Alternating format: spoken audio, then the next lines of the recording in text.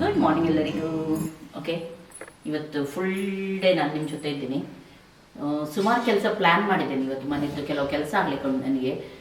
ಮೇಯ್ನಾಗಿ kitchen clean ಆಗಬೇಕು ಇವತ್ತು ನನಗೆ. ಇನ್ನೊಂದು ಸೈಡ್, ಈ ಸೈಡ್ ಕಿಚನ್ ನೀಟಾಗಿರುತ್ತೆ, ಆದರೆ ಆ ಸೈಡ್ ಜಾಸ್ತಿ ಯೂಸ್ ಮಾಡೋದ್ರಿಂದ ಆಚೀಚೆ ಆಗುತ್ತೆ. ಅದೊಂದು ಆರ್ಗನೈಸ್ ಮಾಡಿ ಇಡ್ಲಿಕ್ಕೆ ಉಂಟು. ಹಾಗೂ ಬೇರೆ ಕೆಲವು ಕೆಲಸ ಎಲ್ಲ ಬಾಕಿ ಉಂಟು, ಅದೆಲ್ಲ ಮಾಡಲಿಕ್ಕೆ ಉಂಟು. ಹಾಗಾಗಿ ಬೆಳಗಿನಿಂದ ಇವತ್ತು ದಿನ ಸ್ಟಾರ್ಟ್ ಆಗುತ್ತೆ. ನೋಡೋಣ ಏನೆಲ್ಲ ಆಗುತ್ತೆ ಅಂತೇಳಿ.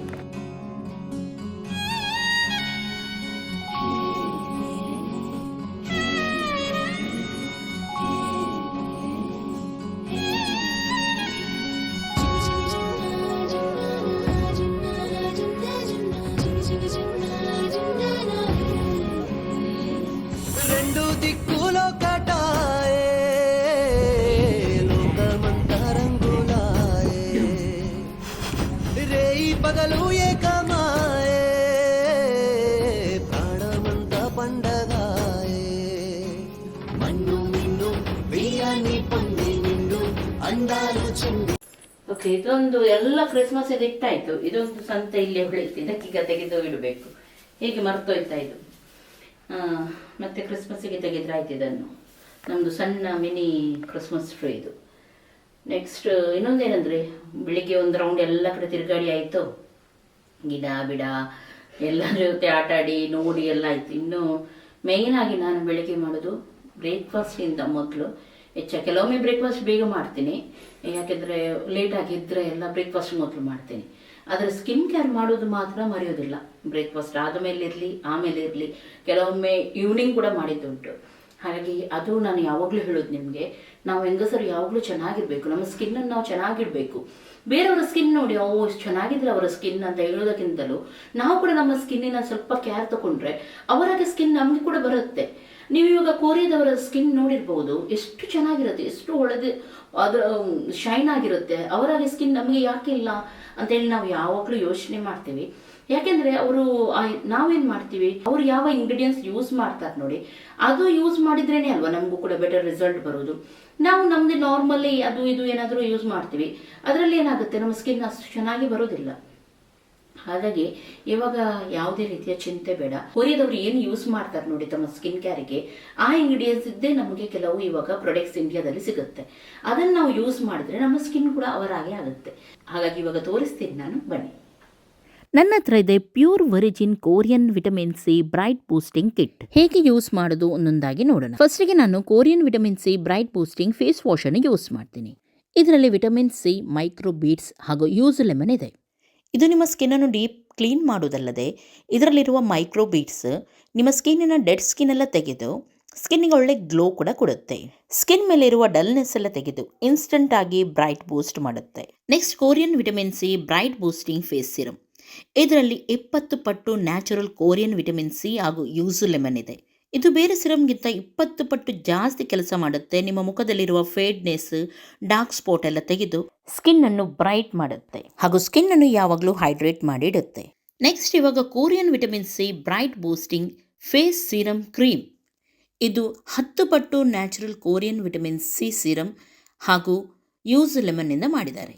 ಇದು ನಿಮ್ಮ ಫೇಸಲ್ಲಿರುವ ಡಲ್ನೆಸ್ ಅನ್ನು ತೆಗೆದು ಇನ್ಸ್ಟಂಟ್ ಆಗಿ ನಿಮಗೆ ಬ್ರೈಟ್ ಬೂಸ್ಟ್ ಮಾಡಿಕೊಡುತ್ತೆ. ಇದರ ನಾನ್ ಆಯಿಲಿ ಫಾರ್ಮುಲಾ ನಿಮ್ಮ ಸ್ಕಿನ್ನಿಗೆ ಮ್ಯಾಟ್ ಫಿನಿಶ್ ಕೊಡುತ್ತೆ, ಈವನ್ ಸ್ಕಿನ್ ಟೋನ್ ಕೊಡುತ್ತೆ ಹಾಗೂ ಫುಲ್ ಡೇ ಫ್ರೆಶ್ ಆಗಿ ಇರ್ತೀರ. ಇದರಲ್ಲಿ ನಿಮಗೆ ಫೇಸ್ ವಾಶ್, ಸಿರಮ್ ಹಾಗೂ ಸಿರಮ್ ಕ್ರೀಮು 20% ಆಫಲ್ಲಿ ಸಿಗುತ್ತೆ ಅಮೆಝಾನ್ನಲ್ಲಿ. ಓಕೆ, ಇವತ್ತಿನ ಸ್ಕಿನ್ ಕೇರ್ ಮುಗಿಯಿತು. ಇಷ್ಟು ಸ್ಟೆಪ್ಸ್ ನೀವು ಮಾಡಿದರೆ ಆಯಿತು, ತುಂಬ ಚೆನ್ನಾಗಿರುತ್ತೆ ನಿಮ್ಮ ಸ್ಕಿನ್ ಕೂಡ. ಹಾಗೂ ಸಿಂಪಲ್ ಸ್ಟೆಪ್ಸ್ ಇದು. ಓಕೆ, ಈ ಪ್ರಾಡಕ್ಟ್ ಡೀಟೇಲ್ಸ್ ಏನಾದರೂ ಬೇಕಿದೆ ಆದರೆ ಡಿಸ್ಕ್ರಿಪ್ಷನಲ್ಲಿ ನಿಮಗೆ ಇರುತ್ತೆ, ಅಲ್ಲಿಂದ ನೀವು ನೋಡ್ಬೋದು. ಹಾಗೂ ತುಂಬ ಒಳ್ಳೆ ಫೀಲ್ ಆಗ್ತಾ ಉಂಟು. ಇವಾಗ ನೆಕ್ಸ್ಟ್ ಏನೆಲ್ಲ ಕೆಲಸ ಉಂಟು ನೋಡೋಣ ಬನ್ನಿ. ಗುಡ್ ಮಾರ್ನಿಂಗ್ ಎಲ್ಲರಿಗೂ. ಓಕೆ, ಇವತ್ತು ಬೆಳಿಗ್ಗೆ ಬ್ರೇಕ್ಫಾಸ್ಟ್ ಆಗ್ತಾ ಉಂಟು. ಆಲೂ ಪರಾಟ ಮಾಡೋಣ ಅಂತ ಹೇಳಿ ಸುಮಾರು ಟೈಮ್ ಆಯಿತು ಆಲೂ ಪರಾಟ ಮಾಡಿದ್ರೆ. ಗೋಧಿ ಹಿಟ್ಟನ್ನು ನಾರ್ಮಲ್ ಚಪಾತಿಗೆಲ್ಲ ಹಿಟ್ಟು ಕಲಿಸ್ತೀವಿ ನೋಡಿ, ಅದೇ ರೀತಿ ಕಲಿಸ್ಲಿಕ್ಕೆ ಉಂಟು. ಕೆಲವರು ಸ್ವಲ್ಪ ಹಾರ್ಡಾಗಿ ಕಲಿಸ್ತಾರೆ, ಕೆಲವರು ಸ್ವಲ್ಪ ಸಾಫ್ಟ್, ಅಂದರೆ ಕೆಲವರಿಗೆ ಆಗೋದಿಲ್ಲ, ಫಿಲ್ಲಿಂಗ್ ಮಾಡುವ ಕಷ್ಟ ಆಗುತ್ತೆ ಅಂತ ಹೇಳಿ ಹಾರ್ಡ್ ಕಲಿಸ್ತಾರೆ. ನಾನು ಸ್ವಲ್ಪ ಸಾಫ್ಟೇ ಹಿಟ್ಟನ್ನು ಕಲಿಸುವಾಗ ಸ್ವಲ್ಪ ಅದಕ್ಕೆ ಇದು ಎಣ್ಣೆ ಕೂಡ ಹಾಕ್ತೀನಿ, 1 ಚಮಚದಷ್ಟು ಚೆನ್ನಾಗಿ ಬರುತ್ತೆ. ಬೇಕಿದ್ರೆ ಮೊಸರು ಕೂಡ ಹಾಕ್ಬೋದು ನೀವು ಇದಕ್ಕೆ, ಸ್ವಲ್ಪ ಒಂದು ಚಮಚ, ಇನ್ನೂ ಕೂಡ ಸಾಫ್ಟ್ ಬರುತ್ತೆ ಹಿಟ್ಟು. ಹಿಟ್ಟು ಇವಾಗ ರೆಡಿ ಆಯಿತು. ಇದನ್ನು ಮುಚ್ಚಿಡೋಣ, ಸ್ವಲ್ಪ ಹೊತ್ತು ರೆಸ್ಟಿಗಿಡೋಣ. ಸ್ವಲ್ಪ ರೆಸ್ಟ್ ಇಟ್ಟರೆ ಸಾಫ್ಟ್ ಆಗುತ್ತೆ. ಜಾಸ್ತಿ ಇಲ್ಲ, ಒಂದು 10 ನಿಮಿಷ ಇಟ್ಟರೆ ಆಯಿತು. ಅಷ್ಟು ತನಕ ಆಲೂಗೆ ಸ್ಟಫಿಂಗ್ ರೆಡಿ ಮಾಡೋಣ. ಇದು ನಾನು ನೈಟೇ ಬೇಯಿಸಿಟ್ಟಿದ್ದೆ, ಆವಾಗ ಬೆಳಿಗ್ಗೆ ಎದ್ದು ಮಾಡಲಿಕ್ಕೆ ಈಸಿ ಆಗುತ್ತೆ ಅಂತೇಳಿ ಮಲಗುವ ಟೈಮಲ್ಲಿ ಬೇಯಿಸಿಟ್ಟಿದ್ದೆ ಆಲೂಗೆಡ್ಡೆಯನ್ನು.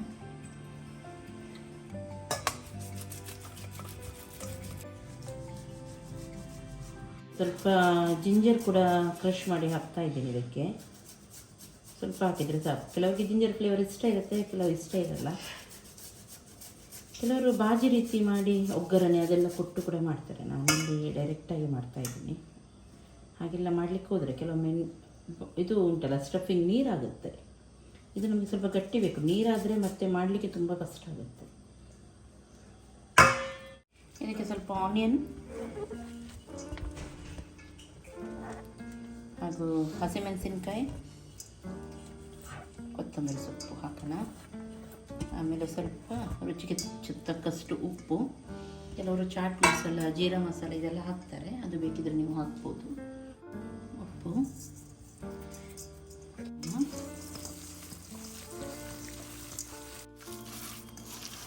ಇದು ರೆಡಿಯಾಗಿದೆ. ಸಣ್ಣ ಸಣ್ಣ ಉಂಡೆ ತೆಗೆದಿದ್ದಾನೆ ಈ ಥರದ್ದು.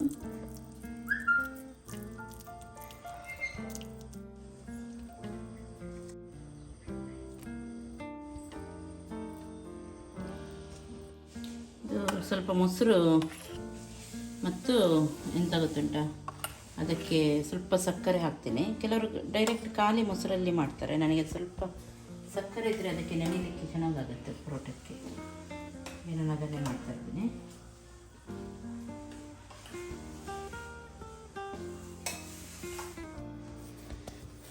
ಓಕೆ, ಇವಾಗ ಇದರದ್ದು ಉಂಡೆ ತೆಗೆಯೋಣ. ಸಾಫ್ಟಾಗಿದೆ, ಚೆನ್ನಾಗಿ.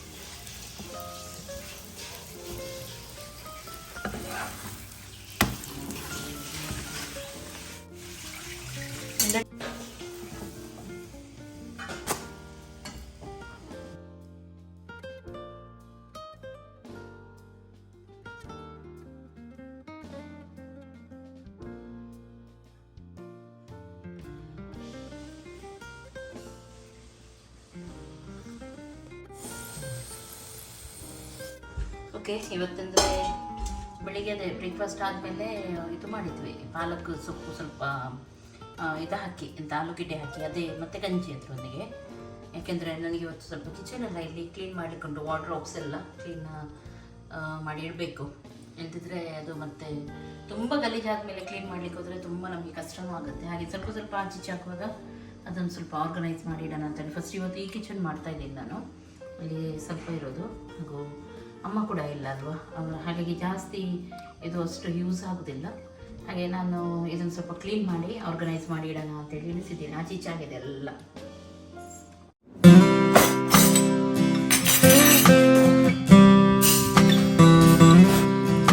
ಓಕೆ, ಇದು ನೋಡಿ ಫುಲ್ ಗಲೀಜಾಗಿದೆ ಇಷ್ಟು. ಅಂದರೆ ಅದು ಗ್ಯಾಸ್ ಕೆಳಗಡೆ ಇರೋದಲ್ವಾ, ಏನಾದರೂ ಗ್ಯಾಸ್ ಮೇಲೆ ಬಿದ್ದರೆ ಆ ಸೈಡಿಂದ ತಕ್ಷಣ ಒರೆಸಿದ್ರೆ ಆಗುತ್ತೆ. ನಮ್ಮ ಮನೆಯಲ್ಲಿ ಆ ಕೆಲಸ ಯಾರು ಮಾಡೋದಿಲ್ಲ, ತಕ್ಷಣ ಅದನ್ನು ಒರೆಸುವಂಥದ್ದು. ಅದೆಲ್ಲ ನೋಡಿ ಇದರಲ್ಲಿ ಬಿದ್ದು ಎಲ್ಲ ಗಲೀಜಾಗಿದೆ. ಇದನ್ನು ಕ್ಲೀನ್ ಮಾಡಬೇಕು.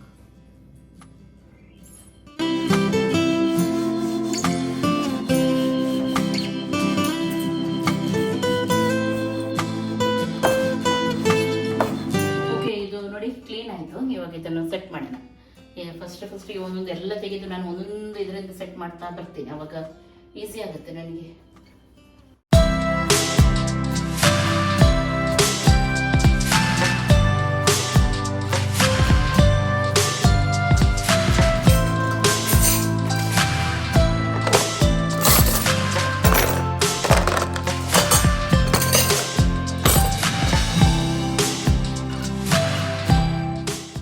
ಮೇನಾಗಿ ಏನು ಗೊತ್ತುಂಟ, ಇದು ಅಮ್ಮನ ಕಿಚನ್.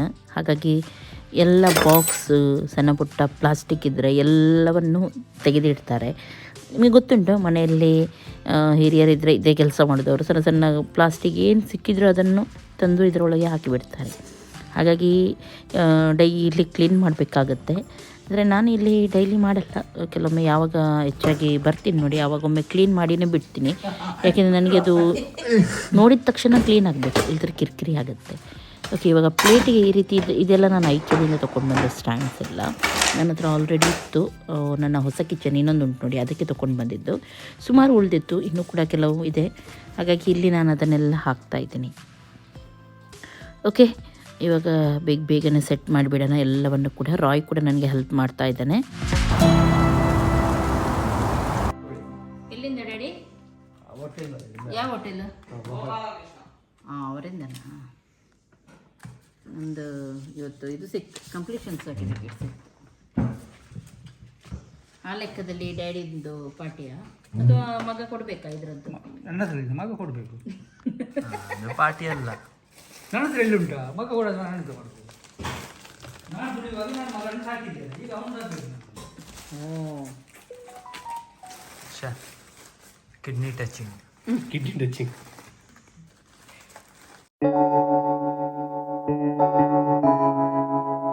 ಟೀ ಕುಡಿದಾಯ್ತು. ಇವಾಗ ಬ್ರೇಕ್ನ ನಂತರದ ಕೆಲಸ. ಒಂದು ಸೈಡ್ ಎಲ್ಲ ಆಯಿತು, ಇನ್ನು ಸ್ವಲ್ಪ ಇರೋದು.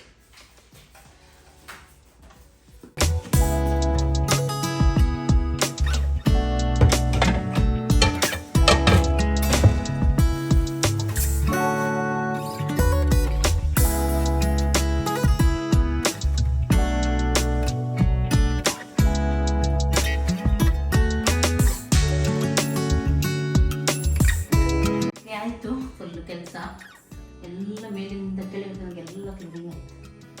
ಇನ್ನು ಸಮಾಧಾನ ನನಗೆ. ಸ್ನಾನದಿಂದ ಕರೆಕ್ಟಾಗಿ ಡ್ರೈ. ಹೀಗೆ ನಾವು ಕ್ಲೀನ್ ಮಾಡ್ತಾ ಇದ್ದರೆ ಜಿರಳೆ ಅದೆಲ್ಲ ಆಗೋದಿಲ್ಲ. ಇಷ್ಟು ತನಕ ಜಿರಳೆ ಕಾಟ ಒಂದಿಲ್ಲ, ದೇವರ ದಯೆಯಿಂದ. ಬರೋದು ಕೂಡ ಬೇಡ. ಅದು ಎಲ್ಲ ರೆಡಿ ಆಯ್ತು, ಕ್ಲೀನ್ ಆಯ್ತು ನೋಡಿ. ಖುಷಿಯಾಗುತ್ತೆ ಹೀಗಿದ್ದರೆ. ಮನೆ ಚಂದ ಇರಬೇಕು, ಕ್ಲೀನ್ ಇರಬೇಕು, ಆವಾಗ ಚಂದ. ಇದೊಂದು ಬಾಕಿ ಉಳಿತು. ಇದೊಂದು ಇಲ್ಲೇ ಉಳಿತು ನೋಡಿ, ಇದೊಂದು ಒರೆಸಿಡ್ಬೇಕು ಈಗ.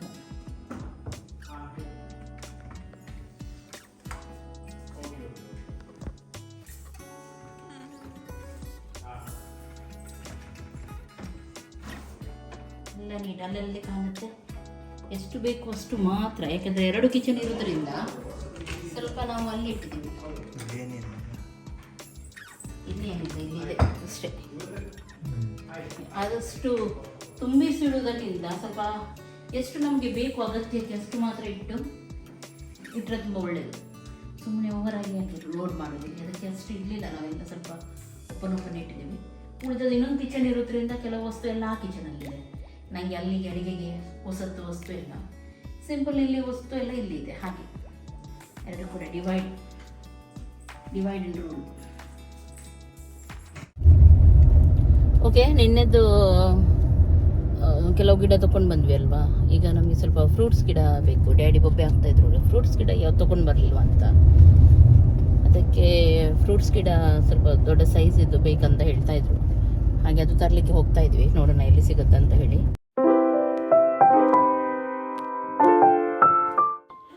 ಮನೆಯಲ್ಲಿ ಸ್ವಲ್ಪ ಜಾಗ ಇದ್ದರೂ ಫ್ರೂಟ್ಸ್ ಇದೆಲ್ಲ ನೆಟ್ಟರೆ ನಮಗೆ, ನಮ್ಮ ಮಕ್ಕಳಿಗೆ, ಮುಂದೆ ಅವರ ಮಕ್ಕಳಿಗೆ ಎಲ್ಲರಿಗೂ ಕೂಡ ತಿನ್ನಲಿಕ್ಕೆ ಆಗುತ್ತೆ.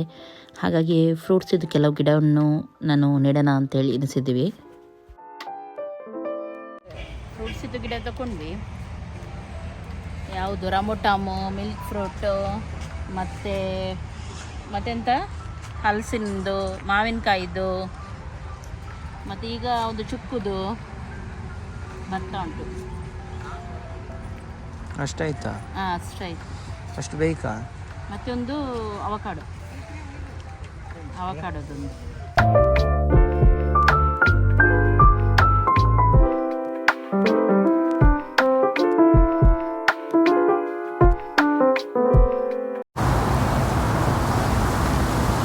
ಹೊರಗಡೆ ಸ್ವಲ್ಪ ಗಾರ್ಡನಿಂಗ್ ಇದೆಲ್ಲ ಕೆಲಸ ಆಗಿ ಅವತ್ತು ಬಾಕಿ ಉಳಿದಿತ್ತಲ್ಲ ಅದೆಲ್ಲ ಹಾಕಿ ಇವಾಗ ಸಂಜೆಗೆ ಚಿಕನ್ ಮಾಡೋಣ ಅಂತೇಳಿ ಚಿಕನ್ ಸಿಂಪಲ್ ಮಾಡ್ತೀನಿ.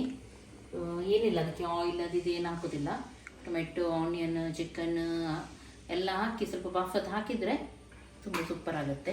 ನೀವು ಕೂಡ ಟ್ರೈ ಮಾಡ್ಬೋದು. ಬಾಫತ್ ಪೌಡ್ರ್ ಇದ್ರೆ ಆಯಿತು. ನಾವು ಮನೆಯಲ್ಲೇ ಮಾಡಿದ ಬಾಫತ್ ಪೌಡ್ರ್ ಯೂಸ್ ಮಾಡೋದು. ನಿಮಗೇನಾದರೂ ಬೇಕಿದ್ದರೆ ಪ್ರೀ ಆರ್ಡ್ರ್ ಮಾಡ್ಬೋದು. ನೀವು ಸೇಲ್ ಮಾಡ್ತಾರೆ ಇಲ್ಲಿ ಬಾಫತ್ ಪೌಡರ್ ನಮ್ಮದೇ. ಆದರೆ ಇವಾಗ ಸ್ಟಾಕ್ ಇಲ್ಲ ಇರಬೇಕು. ನಿಮ್ಗೆ ಬೇಕಿದ್ರೆ ಪ್ರೀ ಆರ್ಡರ್ ಮಾಡಿ, ಅಥವಾ ಬಾಫತ್ ಆದಮೇಲೆ ನಾನು ಹೇಳ್ತೀನಿ, ಅವಾಗ ಕೂಡ ನೀವು ಮಾಡ್ಬೋದು. ಅದೊಂದು ಇದ್ದರೆ ಉಂಟಲ್ಲ ಬಾಫತ್ ಪೌಡ್ರ್, ಯಾವುದಕ್ಕೂ ಕೂಡ ನೀವು ಹಾಕ್ಬೋದು, ಚೆನ್ನಾಗಾಗುತ್ತೆ. ಇದಕ್ಕೆ ಆಯಿಲೆಲ್ಲ ಏನು ಬೇಕಂತ ಇಲ್ಲ. ಸೀದಾ ನೀರುಳ್ಳಿ, ಟೊಮೆಟೊ, ಹಸಿಮೆಣಸಿನ್ಕಾಯಿ, ಶುಂಠಿ ಎಲ್ಲವನ್ನು ಕಟ್ ಮಾಡಿ ಹಾಕೋದು, ಮತ್ತು ಬಾಫತ್ ಪೌಡ್ರ್ ಹಾಕೋದು, ಉಪ್ಪು ಹಾಕೋದು, ಸ್ವಲ್ಪ ವೆನಿಗರ್ ಹಾಕೋದು, ಅಷ್ಟೇ ಮಾಡಲಿಕ್ಕೆ ತುಂಬ ಚೆನ್ನಾಗಾಗುತ್ತೆ.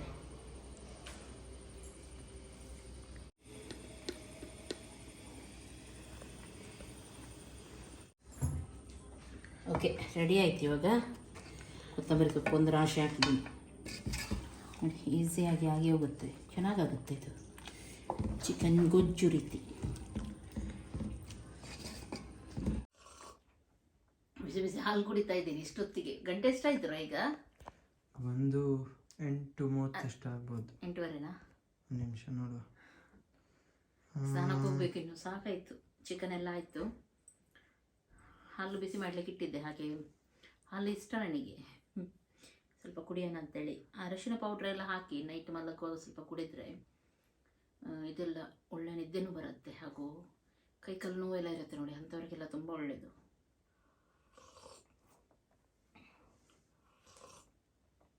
ಇನ್ನು ಸ್ನಾನಕ್ಕೆ ಹೋಗ್ತೀನಿ, ಆಮೇಲೆ ನೋಡೋಣ ಏನೆಲ್ಲ ಆಗುತ್ತೆ ಅಂತೇಳಿ. ಓಕೆ, ಸ್ನಾನ ಬಿನ ಎಲ್ಲ ಆಯ್ತು. ಇನ್ನು ಸೋಣ ಮಾತ್ರ ಬಾಕಿ ಉಂಟು, ಮಲಗೋದು.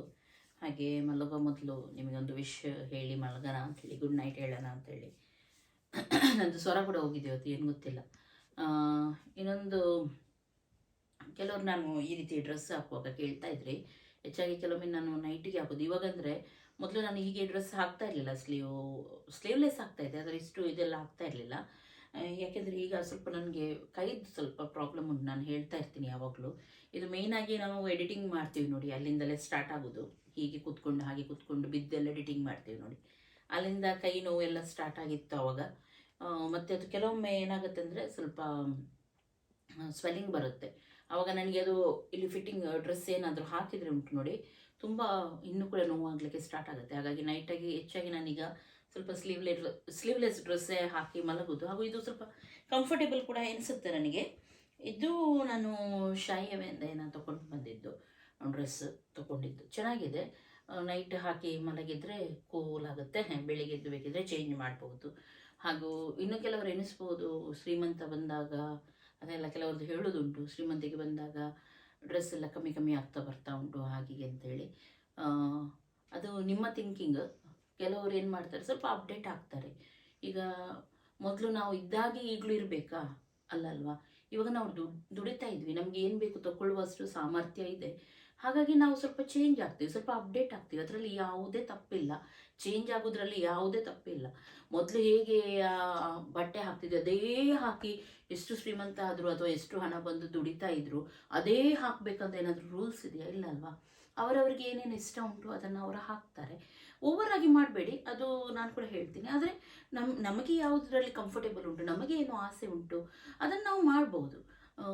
ಗೊತ್ತಾಗ್ಬೋದು, ನಮ್ಮದು ಕೈ ಇಷ್ಟು ದಪ್ಪ ಇದೆ, ಇಷ್ಟು ದೊಡ್ಡ ಹೊಟ್ಟೆ ಇದೆ, ಅವಳಿಗಿದೆಲ್ಲ ಬೇಕಾ ಹಾಗೆ ಹೇಳೋರು ಸುಮಾರು ಜನ ಇದ್ದಾರೆ. ಅದು ಅವರನ್ನೆಲ್ಲ ಕೇರ್ ಮಾಡಬೇಡಿ. ನೀವು ನಿಮಗೆ ಏನು ಬೇಕು ಅಂತ ಡ್ರೆಸ್, ನೀವು ಕಂಫರ್ಟೇಬಲ್ ಇರುವಂಥ ಡ್ರೆಸ್ ನೀವು ಹಾಕಿ. ಯಾಕೆಂದರೆ ನಮ್ಮ ಹತ್ರ ತಗೊಳ್ಳಿಕ್ಕೆ ಸಾಮರ್ಥ್ಯ ಯಾವಾಗ ಇರಲ್ಲ, ಆವಾಗ ನಾವು ಆಸೆ ಪಡ್ತೀವಿ. ನಮಗೂ ಕೂಡ ಅಂಥದ್ದು ಇದ್ದಿದ್ರೆ ನಾವು ಕೂಡ ಎಲ್ಲರಿಗೂ ಆಸೆ ಇರುತ್ತೆ. ಆದರೆ ಮಾತಾಡೋದು ಮಾತ್ರ ಎಲ್ಲರೂ ದೊಡ್ಡರು. ನಾನು ಇನ್ನೂ ಕೂಡ ಹಾಗೇ ಇದ್ದೀನಿ.